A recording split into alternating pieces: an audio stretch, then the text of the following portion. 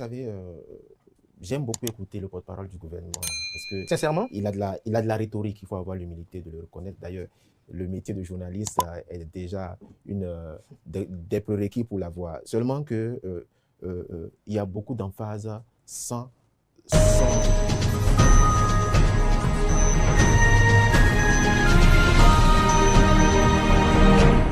Roland Goudion, vous avez vu prendre note. Ferdinand Goudi invite à l'honnêteté et au réalisme.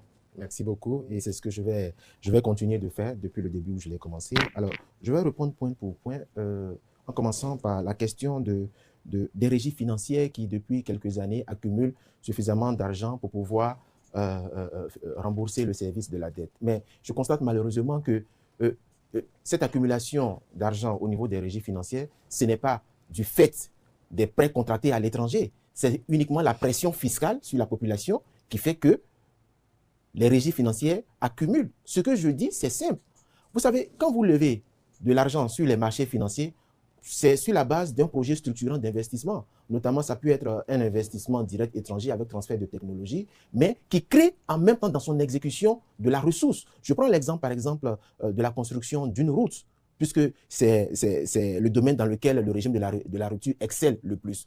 Mais, et dans le secteur de la santé? Non, j'en viens. Mais, de l'apport de l'eau aux populations? Non, j'en viens. Alors, dans ce domaine-là, par exemple, qu'est-ce que la construction de routes génère comme ressources pour financer le remboursement? Est-ce que c'est des ponts à péage? Est-ce que c'est autre chose? C'est ça, en fait. Donc, ce n'est pas les Béninois, à travers la pression fiscale, qui ne va faire que grandir si on s'en tient uniquement à cette stratégie d'investissement, qui va financer le remboursement des services de la dette. Mais j'avance pour dire qu'en ce qui concerne l'accès à l'eau potable, mais je suis désolé, je ne veux même pas aller plus loin. Le dernier cas, c'est nous, le Parti des démocrates, à travers les 28 députés à l'Assemblée nationale, qui a dû solliciter, qui a dû demander qu'il soit mis en place une enquête parlementaire pour vérifier les propos d'un ministre en fonction qui a dénoncé un certain nombre de siphonneurs de la République du budget national en ce qui concerne l'accès à l'eau.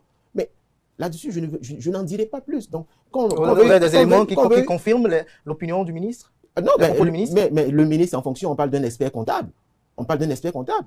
Est-ce que parce qu'il est expert comptable que ce qui est dit est d'emblée vérifié? Ah oui, ça veut dire qu'il n'avait pas alors la compétence pour être ministre. Sinon, je pense qu'un ministre de la République qui vient dénoncer ses prédécesseurs en disant qu'ils ont siphonné le budget de l'État, je pense que le fait même de l'avoir relevé de ses fonctions, c'est parce qu'on veut cacher quelque chose. Mais je n'en dirai pas plus. Je vais continuer sur la question de l'énergie. Quand on dit que le Bénin aujourd'hui a une couverture suffisante en matière d'énergie, mais le programme du Millennium Challenge Econ, qui a été signé en 2015, par l'ancien régime avec les États-Unis. C'est le financement de l'ancien régime qui a permis aujourd'hui d'avoir ces différents accès à l'énergie. Donc, il faut que le régime en place ait l'humilité de reconnaître que le gouvernement précédent a signé une convention avec la banque et avec la BID en 2015 et c'est ce financement-là qui a permis de mettre en place une turbine, je crois, oui, une turbine ou une construction dans ce sens-là aujourd'hui qui continue de fonctionner et qui permet de faciliter l'accès à nos populations en ce qui concerne l'énergie. Et je finirai pour dire que vous voyez, le problème de nos dirigeants, c'est qu'ils ont tendance à faire croire à l'opinion que ce qui a été fait en 2000, avant 2016, rien n'a été fait. Mais chaque gouvernement a ses priorités. Mais quand je prends l'exemple du pont de Dantokwa, je prends le pont Konrad Adenauer, mais c'est le gouvernement du président Soglo qui l'a fait, le gouvernement du président Kérékou qui l'a fait. Si ces ponts n'avaient pas été construits, ne serait-il pas une priorité pour le gouvernement de la rupture? Si, quand vous arrivez à Godomé, au carrefour Godomé, quand vous quittez Cotonou pour aller soit à Ouida ou pour aller à Kassato, mais en 2006 ou en 2005, en 2006, quelle était la situation au carrefour de Godomé à ce niveau-là? On passait au moins 1h30 pour sortir de là. L'échangeur qui a été construit, c'était une priorité de l'heure ou ce n'était pas une priorité de l'heure? Alors, quand vous allez à Ouida, vous n'allez pas me couper. Quand vous allez à Ouida, mais il y a eu comment on appelle ça, une autoroute qui a été faite, aussi bien dans le sens de Ouida que dans le sens de Alada. Donc, ce sont des ouvrages qui ont été faits et qui continuent aujourd'hui de tenir après plus de 10 ans. Oui, j'anticipe pour dire qualité de l'ouvrage. Mais justement, parlons-en. Est-ce que le représentant du gouvernement aujourd'hui peut dire aujourd'hui combien coûte le kilomètre de route aujourd'hui? Les ouvrages en ce qui concerne la construction des routes, les chiffres annoncés par le gouvernement de la rupture sont les plus chers au monde. Au monde? Oui, sont les plus chers au monde. Quand on nous parle... Les beaux comptes. Oui, mais écoutez, c'est sur la base des documents officiels qui se retrouvent sur les différents sites. Si ce que je dis n'est pas exact, le gouvernement peut apporter la position, La contradiction. La contradiction. On nous parle de qualité de route, mais en même temps, on nous dit que les ouvrages sont, je vais dire, à des montants exponentiels. Je termine pour parler de certains propos de mon contradicteur qui estime aujourd'hui, qui a tendance en fait à faire une fixation sur le régime précédent. J'estime aujourd'hui que ce qui est en débat, c'est ce qui est fait sous le régime de la rupture et les chiffres aujourd'hui sont formels que les Béninois vivent moins bien que par le passé, parce que les chiffres, nous ne les avons pas inventés. Vous avez aussi comparé aussi la gouvernance Yaya à celle de Talon. Oui, mais c'est lui qui l'a fait, c'est lui qui a commencé et je n'ai fait que suivre son rythme. Et parce que je savais très bien qu'il allait le faire. On ne savait pas si c'est peut-être un piège. Alors, Wilfried Nyang'Bedi, Maître Renaud Agbodjo est revenu sur l'incident de Paulin Akponan. Bon nombre d'observateurs s'interrogent de savoir quelle est la pertinence du fait qu'il a été relevé de ses fonctions et qu'on dise qu'on le remette à la justice lorsque l'on sait que devant la juridiction, on va l'interroger de savoir peut-être d'amener les preuves de ce qu'il a eu à dire alors qu'il n'est plus en fonction, comment il peut avoir les preuves de ce qu'il a pu avancer à Parakou. D'abord, voyez-vous, cher Achiro, c'est encore parce que nous sommes des gens honnêtes que nous avons le courage de dire qu'en 2016, l'état des lieux présentait tel ou tel suivant les secteurs. Ça, c'est une façon de ne pas balayer du revers de la main ce qui a été fait avant. Après, on peut discuter de la qualité et des coûts. Donc, il faut que Maître Agbodjo soit rassuré et qu'il ait aussi l'honnêteté de reconnaître donc ce qui se fait en mieux et en bien. Maintenant, vous avez évoqué sur l'électricité un prêt bide. Attention, Maria Gleta qui a été réalisé sous Patrice Talon, ce n'est pas votre prêt. Hein? Ce n'est pas un prêt datant d'avant 2016. Et je suis heureux qu'on revienne à la question de prêt. Parce qu'ils ont mis 40 milliards dans Maria Gleta pour 0 MW, quand même. Et c'était un prêt. Et ce sont les Béninois, vos enfants, nos enfants, qui remboursent ce prêt aujourd'hui. Nous, on a fait un prêt en bonne et due forme et on a construit Maria Gleta. Oui, il y a eu le programme MCA au profit de notre État. Et personne n'exclut que ça a été signé avant. Comme personne n'exclura que nous avons signé un MCA régional aussi, maintenant. Comme personne n'exclura qu'avant 2006, il y a eu le MCA signé par le président Kérékou. Donc, en cela, on est entièrement d'accord que l'État, c'est une continuité. Entièrement d'accord. Mais après, quand c'est une continuité, il faut grandir, il faut s'améliorer, il faut tirer le son des échecs, des faiblesses pour donner du mieux aux populations. C'est de ça qu'il s'agit. Et maintenant, vous dites, moi j'ai souri, si M. Akponan était en poste aujourd'hui là, j'aurais entendu le discours selon lequel on l'a maintenu en poste pour l'empêcher de s'exprimer devant la justice quand la justice aurait besoin de lui. Que c'est de l'opacité. J'aurais entendu ça.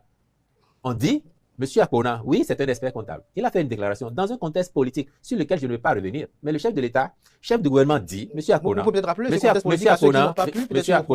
le savez, vous pouvez le dire, M. Achiro. C'est mieux encore que vous, le journaliste, vous le disiez. Vous êtes bien placé. Le chef de l'État dit, M. Akponan, ça fait bientôt 6 mois que vous êtes au gouvernement.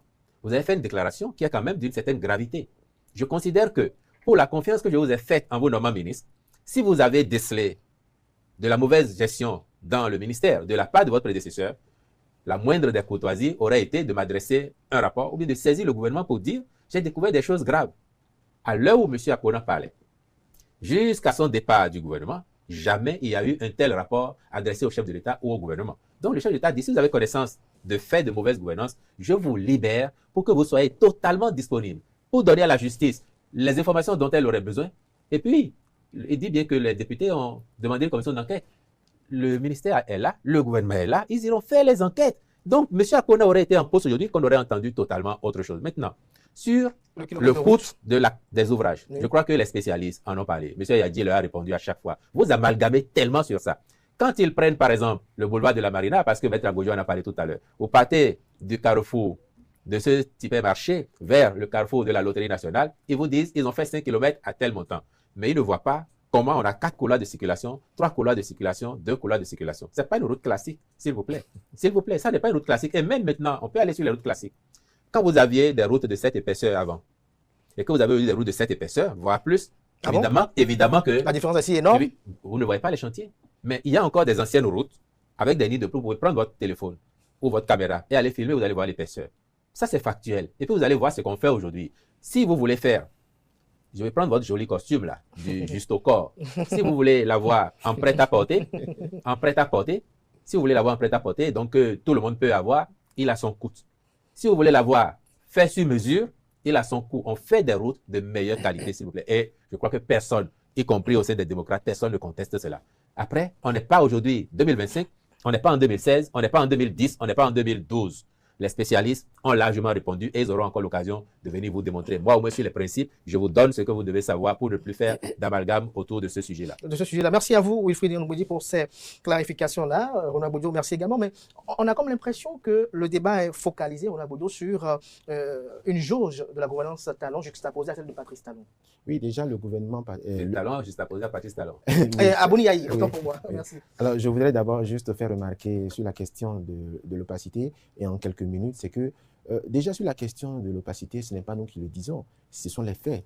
Vous voyez, voici un régime en place qui a tous les leviers du pouvoir et qui gère, qui gère les fonds publics, mais qui n'est pas en mesure de répondre à la question toute simple de savoir quel est le salaire des membres du gouvernement. Aujourd'hui, les Béninois ne connaissent pas le salaire de mon contradicteur en tant que porte-parole du gouvernement.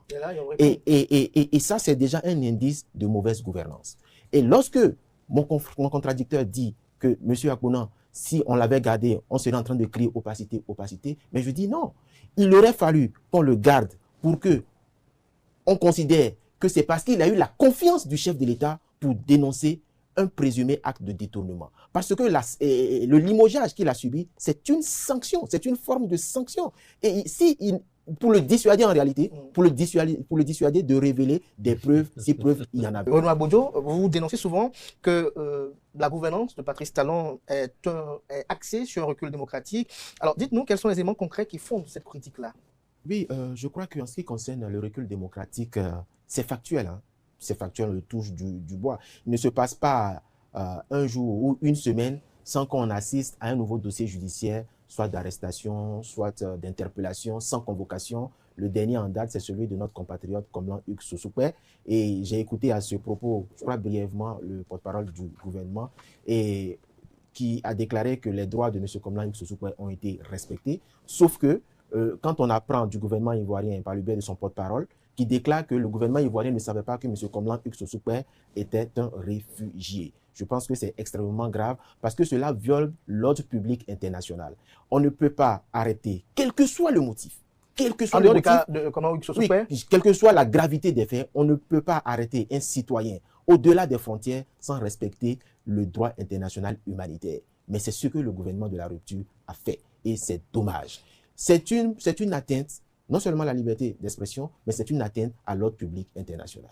Autre illustration? Autre illustration, je prends le cas de monsieur, comment il s'appelle Steve Amoussou, vous voulez dire? Non, pas monsieur Steve Amoussou. Le cas de monsieur Steve Amoussou est similaire à monsieur Sossoukwe. Monsieur Julien Kandé-Kansou. Monsieur Julien Kandé-Kansou a dit que en 2026, il y aura une révolution électorale. Il a dit que au sein du gouvernement, quelqu'un a augmenté les frais, le coût de Internet. Il a parlé aussi de monopole. Je ne vais pas entrer dans les détails. Pour ça, il a été arrêté. Sans qu'il y ait à notre connaissance aujourd'hui, sans qu'on ne connaisse qui est le plaignant. Donc, c'est déjà des cas qui sont symptomatiques de ce que la liberté d'expression et la liberté de la presse sont en totale dégradation. Il y a une question qui a été soulevée par Ronoy Agbojo. C'est cette question-là qui revient souvent lorsque les opposants qui critiquent votre régime prennent la parole, ils donnent de la voix. Ils s'interrogent sur le salaire des membres du gouvernement. Ils disent qu'ils n'ont pas accès au montant de ces salaires-là. Mais j'ai déjà fait une réponse à l'un de vos confrères récemment. Aujourd'hui, le débat, il est où?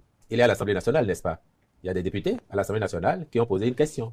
Le gouvernement, dans la courtoisie républicaine, ira leur répondre là-bas. Et ça, c'est ce que j'ai dit à votre confrère que je voudrais réitérer à votre endroit.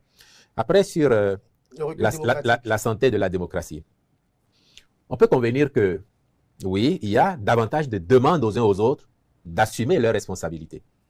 La démocratie, c'est le respect des textes. La liberté d'expression, la liberté d'opinion, c'est le droit de dire ce qu'on veut. Mais c'est aussi le devoir d'assumer ou d'en répondre, le cas échéant.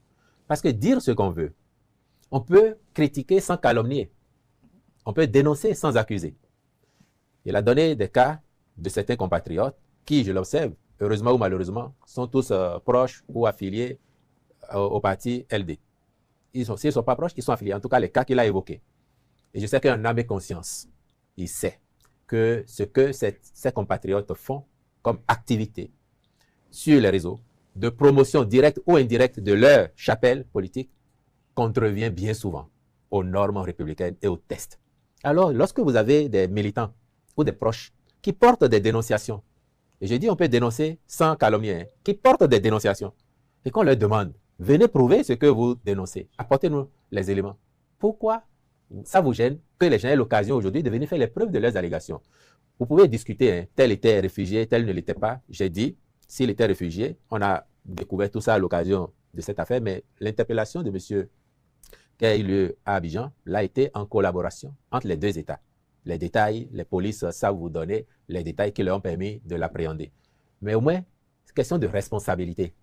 Est-ce que nous devons, oui ou non, assumer nos propos? Est-ce que nous devons répondre de nos actes? Sinon, quelles leçons nous donnons aux enfants? Quelles leçons nous donnons aux plus jeunes? Un État qui demande ça n'est pas forcément un État répressif. Et ce n'est pas parce qu'on fait ça que la démocratie serait en berne. On a déjà eu la démocratie d'Escafé. Et chacun sait ce qu'elle était. Le laisser aller dans tous les sens, où rien n'allait. Mais aujourd'hui, c'est une question, me semble-t-il, davantage de responsabilité que de démocratie qui serait en berne.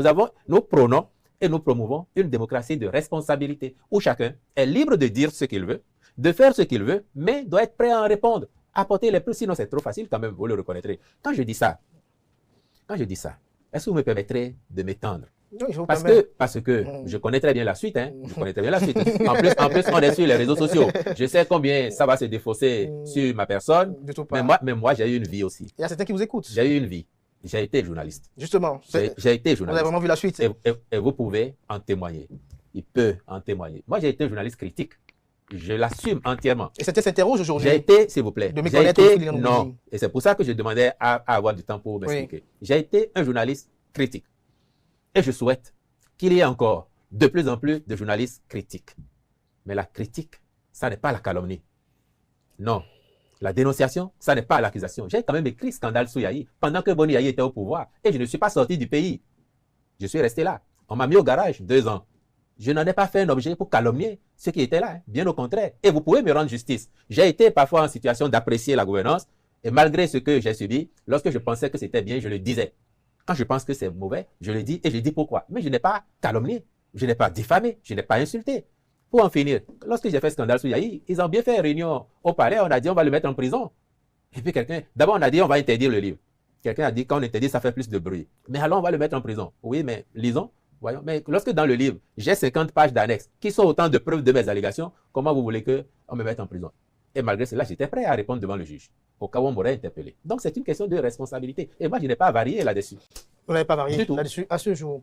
Avant de revenir à Maître Renaud Agbodjo, on va quand même parler de la classe politique. On fait l'accusation de ce que la classe politique a été régentée, une réforme du système partisan a été organisée dans le seul but de mettre au pas la classe politique pour qu'elle soit davantage unifiée, pour que les instructions soient davantage mieux suivies à la lettre. Non, si vous savez que la qualité du personnel politique, la qualité de l'organisation politique détermine la qualité de la gouvernance, parce que ce sont les acteurs politiques qui prennent le pouvoir, qui aspirent à gérer le pays. Lorsqu'ils arrivent, il faut qu'on soit en cohérence et qu'on ait une gouvernance de qualité.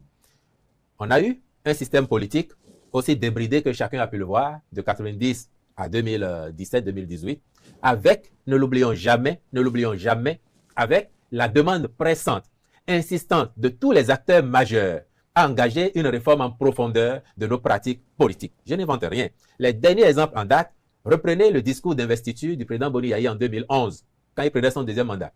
Et voyez les axes de sa gouvernance tels qu'il les avait annoncés, que malheureusement, il n'a pas pu mettre en œuvre. Et il parlait déjà de ces réformes d'envergure. Reprenez le discours d'investiture du président Adrien Oumbédia à l'Assemblée nationale en 2015, quand il reprenait le perchoir. Même logique. Alors, après, entre le dire et le faire, il y a du chemin. Mais il faut beaucoup de courage pour le faire. On a trouvé quelqu'un qui, fort heureusement, dit « Moi, j'ai le courage pour le faire ». On ne va pas s'arrêter au constat et au vœu. Il nous faut enfin poser les actes. Donc, oui, au début, ça va paraître difficile. Mais comme aujourd'hui, ils ont commencé à en voir les effets, demain, davantage, ils diront « C'est historique, mais il a fallu du courage pour le faire. On n'a pas su le faire avant. Aujourd'hui, passé le temps des querelles, on voit tous les bénéfices, les impacts positifs de ces réformes. Et je crois que le pays ne s'en plaint pas. Nous sommes à moins de 10 mois de la fin du mandat du président Talon. Nous sommes à 8 mois on a des élections. Si on n'avait pas fait ces réformes, par exemple, pour remettre les partis politiques au cœur du jeu politique, en faire les acteurs clés de la gouvernance, vous aurez déjà vu peut-être que l'administration aujourd'hui est en berne parce que les candidats déclarés ici ou là et on vide les bureaux pour être sur le terrain, alors que cette réforme nous permet quoi? Elle permet que pendant 4 ans et demi, tout le monde soit au boulot, à fond, et que la période électorale, qui est contenue dans un délai de 6 mois, permette d'aller vers les joutes et de faire tout ce qu'on veut, mais passer ça, on retourne au boulot. Aujourd'hui, on est à la veille des élections et vous voyez comme l'administration est calme, elle est stable et chacun, le moment venu, pourra, parce que le temps sera venu, aller faire campagne, bosser pour son candidat, pour son parti et au retour, tout le monde retourne au boulot. Ça n'était pas possible avant et ça, c'est des acquis. C'est des acquis. C'est des acquis. De démocratie, on a parlé de liberté d'expression, on parle de la réforme du système partisan. Renaud Agbodjo, votre opinion sur cette réforme-là? Oui, vous savez, j'aime beaucoup écouter le porte-parole du gouvernement parce que sincèrement, il a de la rhétorique, il faut avoir l'humilité de le reconnaître. D'ailleurs, le métier de journaliste est déjà des prérequis pour l'avoir. Seulement que il y a beaucoup d'emphase sans des choses concrètes en fait. Il a parlé, disons, de la question des salaires du gouvernement. Il a botté en touche en renvoyant la réponse à l'Assemblée nationale par rapport à l'interpellation qui a été faite. Mais parlons-en.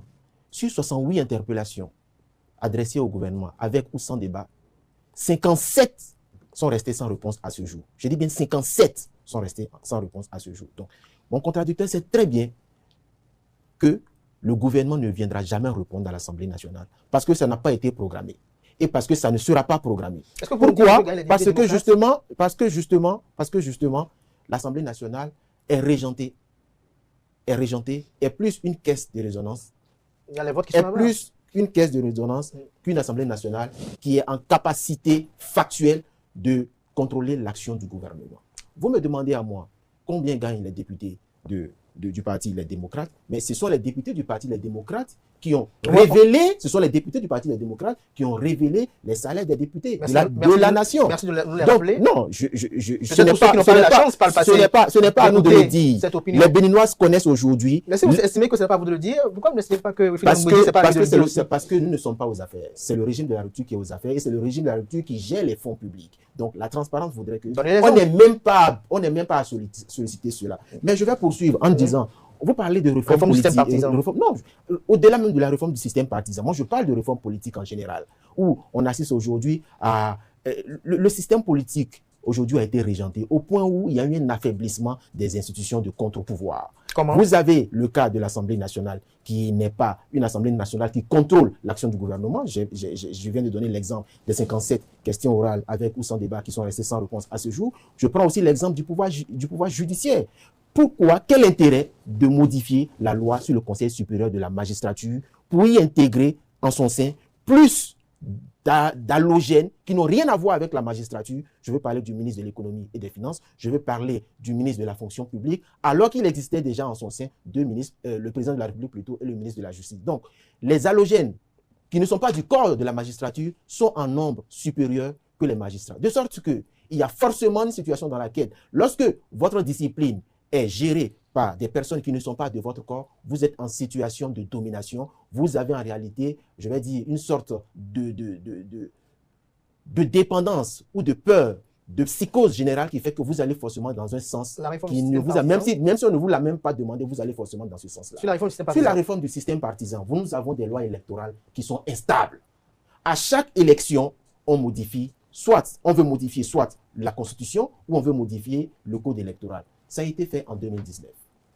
En 2019, pour aller aux élections législatives, on a inventé le certificat de conformité qui n'était prévu nulle part pour exclure toute une classe des